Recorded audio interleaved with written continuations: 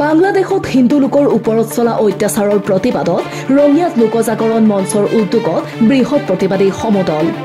বাংলাদেশত হিন্দুৰ ওপৰত চলা অত্যাচাৰ উৎপীড়ন আৰু আক্ৰমণৰ প্ৰতিবাদত ৰাজপথলৈ ওলাই আহিছে ৰাষ্ট্ৰীয় স্বয়ংসেৱক সংঘৰ জ্যেষ্ঠ নেতাৰ লগতে বিজেপি দলৰ জ্যেষ্ঠ নেতাও।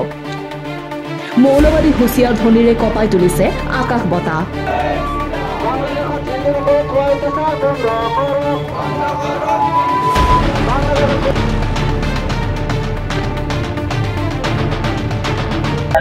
বাংলাদেশত ঘটা ঘটনা সমগ্ৰ বিশ্বই দেখি আছে।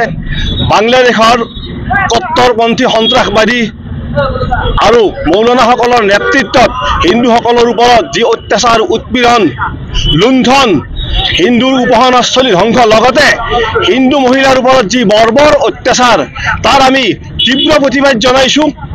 লগতে বাংলাদেশৰ ইউনিট চৰকাৰ লগতে বাংলাদেশৰ বিভিন্ন সংস্থা এই ক্ষেত্ৰত তেওঁলোকে কৰা যি নীৰৱ ভূমিকা তাৰ আমি তীব্ৰ গৰিহণা দিছোঁ।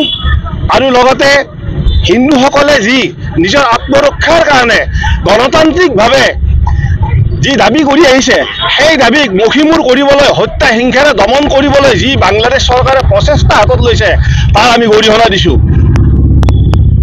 বিশ্বৰ আন্তঃৰাষ্ট্ৰীয় হিন্দু সংস্থা ইস্কনৰ চিন্ময় কৃষ্ণ দাসকে ধৰি আন যিসকলক গ্ৰেপ্তাৰ কৰিছে তেওঁলোকক অতি শীঘ্ৰে মুকলি কৰি দিব লাগে। মহম্মদ ইউনুছ চৰকাৰে জনা উচিত ভাৰতীয় সেনাৰ তেজৰ মূল্যৰ বিনিময়ত 1971 চনত বাংলাদেশে স্বাধীনতা লাভ কৰিছিল, কিন্তু সেইখন দেশৰ ৰাষ্ট্ৰীয় পতাকাক আজি তেওঁলোকে যি অপমান কৰিছে তাৰ তীব্ৰ গৰিহণা দিছোঁ আৰু ভৱিষ্যতে যাতে তেনে কাম নকৰে সকিয়নি জনাইছোঁ। ৰঙিয়াৰ পৰা ভাস্কৰ কলিতাৰ ৰিপৰ্ট, নিউজ এক্সপ্ৰেছ অসম।